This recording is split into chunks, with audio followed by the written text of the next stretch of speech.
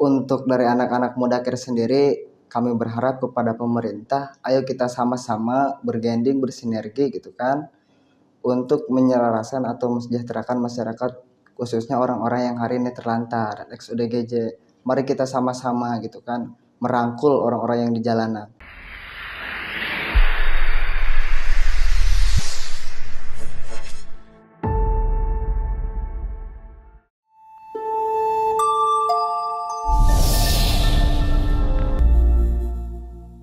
Assalamualaikum warahmatullahi wabarakatuh. Selamat datang kembali di Bagus Podcast. Jelang Ramadan kita undang anak-anak muda inspiratif di Provinsi Banten. Hari ini Bagus Podcast mengundang anak muda Sekjen Mudakir Indonesia. Dinda Muiz namanya. Kita sapa dulu. Assalamualaikum Dinda. Waalaikumsalam warahmatullahi wabarakatuh. Siap Kang. Waduh, Pak Sekjen ini ya. Iya. Telah sekali nih anak muda ini. Terus berjuang nggak? Terus berjuang ya. Ambil kuliah? Iya, lanjut terus. Apa semester akhir? Semester akhir sekarang. Wah, ini godaan paling tertinggi mahasiswa adalah di penghujung. Iya benar. Nah, kalau kegiatan sebagai Sekjen Mudakir Indonesia kan fokusnya di ODGJ dan orang terlantar. Iya, orang terlantar. Kalau mau mendekati Ramadan, programnya apa ada kegiatan tambahan atau fokus di dua hal itu saja? Kalau mendekati bulan Ramadan hari ini gitu kan, kita selaku Mudakir selalu bergerak di bidang sosial. Jadi kita akan mengadakan bagi-bagi takjil untuk orang-orang atau rekan-rekan yang di jalanan gitu. Oh, termasuk apa? Para pengemis, pengamen? Iya, termasuk orang-orang yang di jalanan. Jadi kalau di lampu merah kan suka ada yang ngamen atau pengemis yang lainnya. Kita bagi-bagi di pinggir jalan biasanya. Oke. Bahkan setiap hari Jumat pun kita melakukan Jumat ceria. Jadi bagi-bagi makan gratis di depan Sekret Mudakir Indonesia. Ini sejak zaman Pak Jokowi apa sejak zaman Pak Prabowo ini Mudakir aktif ini? Mudakir ini dari 2019, dari zamannya Pak Jokowi. Oke. Jadi kalau Pak Sekjen gabungnya kemarin. Masih baru. 24 ya, masih baru. Akhirnya baru 1 tahun ya. Iya, baru 1 tahun.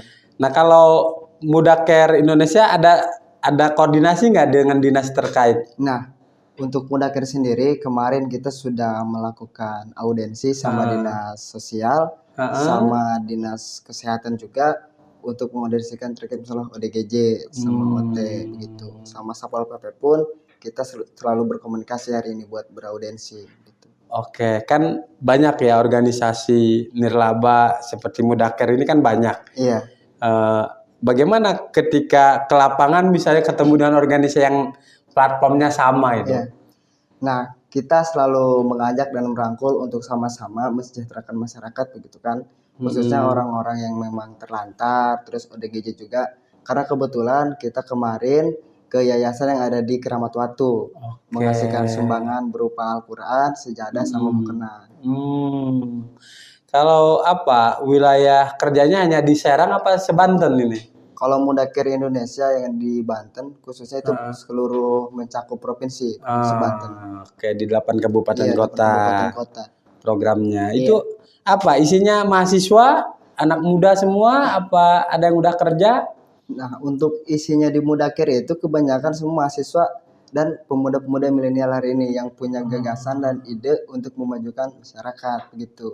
Aktivis-aktivis di kampus. Yang kemudian passionnya dekat dengan teman-teman di jalanan. Ada data nggak Mudakir ini misalnya di kota Serang paling tinggi, di Lebak Pandeglang, ada nggak sampai mendata nggak atau minta datanya nggak ke dinas-dinas? Nah, untuk orang-orang atau orang ODGJ ya, yang kami data sekarang ada 23. Ada 23, bahkan di tahun kemarin bulan Juli kita memulangkan salah satu ODGJ ke Jambi. Ada 23 orang ODGJ. Ya. Itu di kota Serang apa di Banten? Itu di Banten yang kita temukan di jalanan. Kalau untuk data keseluruhan dari dinas terkait dikasih datanya? Dari dinas terkait belum dikasih. Kita cuma baru sounding gitu kan. bagaimana nih kita bekerja sama dengan dinas terkait seperti Dinkes kemarin. Mereka siap untuk berganding ketika kita kegiatan gitu kan, untuk apa namanya merawat dan merangkul ODGJ. Artinya tahun kemarin 2024 Mudacare Indonesia mencatat dan menemukan ada 23 ODGJ di jalanan. Iya. Itu mayoritas luar Banten. Nah, ada yang dari luar Banten, ada yang juga dari Banten sendiri. Cuma kebanyakan itu kiriman. Iya, jadi kebanyakan dari luar Banten. Dari 23 orang berapa persen dari luar Banten atau kiriman itu? Jadi ada 70%. Ada ya. Ada. Gimana taunya si ODGJ ini dari luar? Emang nyambung ngobrolnya? Karena kita rawat gitu kan, terus kita yang udah ex ODGJ artinya udah agak sembuh ya, yang kita tanya-tanya. Oh, sampai sedetil itu. Iya. Kalau untuk anak terlantar? Untuk anak terlantar. Orang terlantar? Ya, pengemis. Itu kita tidak tidak diurusi, cuma kita kasih seperti makanan aja. Pengemis gitu mah. Oke. Ini kalau dinas terkait kan mereka punya data pasti, tapi mungkin yang nggak di jalanan, yang tercatat di panti-panti. Nah, kalau untuk dinas terkait seperti kemarin kita audiensi di dinas sosial, mereka hanya mengurus ex ODGJ. Ex ODGJ itu yang udah sembuh. Nah, dinas sosial itu memberikan program-program pelatihan yang memang sudah sembuh gitu. Oke, pengalaman di lapangan nih Mudacare, kan ODGJ juga banyak yang harus dikasih baju dan yang lain. Ada pengalaman unik nggak, Is? Nah, untuk pengalamannya sendiri ketika kita di jalanan, rasa takut ada ya, rasa was-was. Cuma bagaimanapun juga kita harus melakukan pendekatan kan sama yang kita temukan di jalan. Kemarin pas kita ngasih makan sama ODGJ, dia malah marah-marah. Dikasih makan, kasih rokok sama kita gitu kan, malah marah dianya. Jadi kayak mau mukul gitu tuh. Oke, ada yang temperamen juga ODGJ ya. Karena yang kita bawa nih dari nemu di jalan, biasanya kita dibawa ke yayasan, terus kita dikasih obat dulu, obat penenang, supaya dianya tenang gitu, tidur dulu, obat tidur biasanya. Oke. Kalau kajian dari Mudacare Indonesia, apa kebanyakan penyebab orang sampai terkena gangguan jiwa? Apa mantan caleg, atau mantan pengusaha yang bangkrut, atau broken home, atau gimana hasil kajian Mudacare? Nah, untuk dari hasil kajian dari teman-teman Mudacare sendiri, kebanyakan itu laki-laki yang memang dia karena keluarga. Masalah keluarga. Iya, masalah keluarga. Banyaknya yang udah berumah tangga berarti? Iya, yang udah berumah tangga. Jarang yang bujangan jadi ODGJ? Kita jarang menemukan. Selamat para bujangan ternyata ya. Rumah tangga itu berat. Nah, Is, lalu apa yang kemudian anak-anak muda berimbun di Mudacare, ngurusin ODGJ, ngurusin orang terlantar?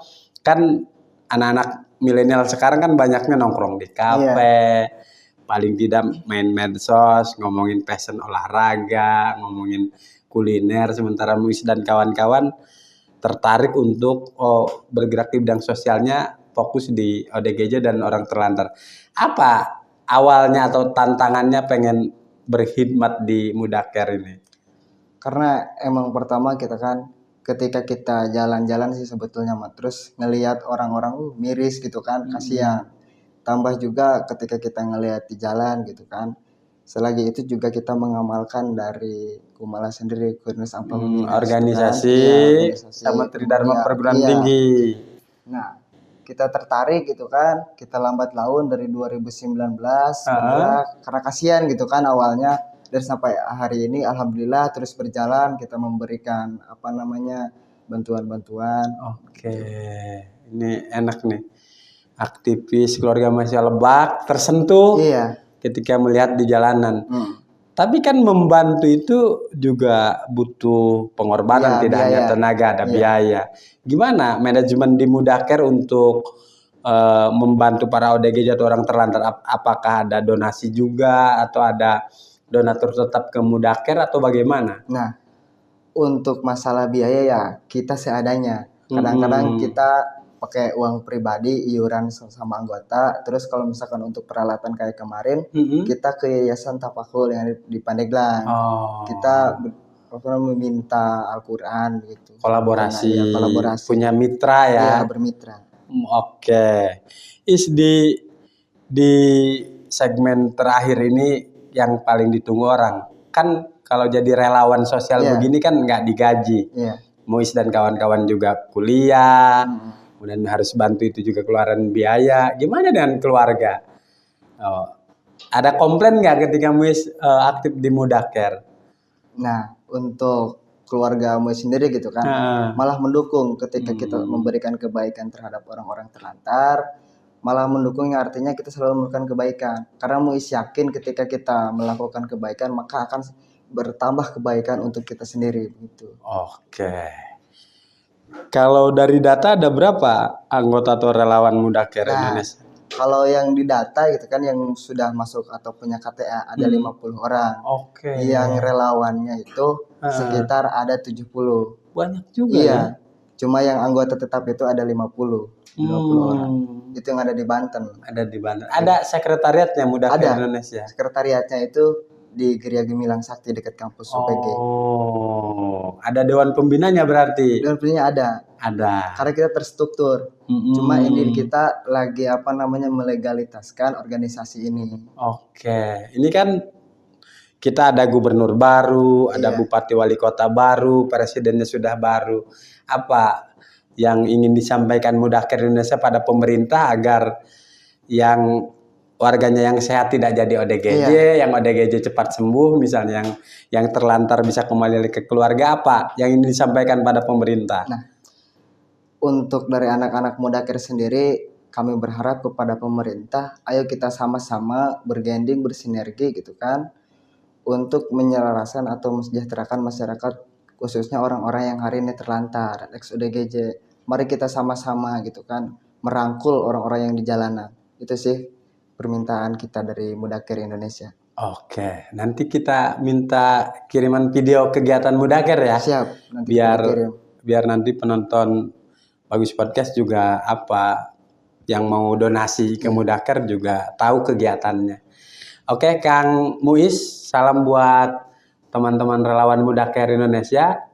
Tentu gubernur, bupati, wali kota harus bangga, anak-anak muda di Banten banyak yang peduli, dan sosok-sosok seperti Muis dan kawan-kawan di Mudaker salah satu yang berkontribusi pada pembangunan daerah.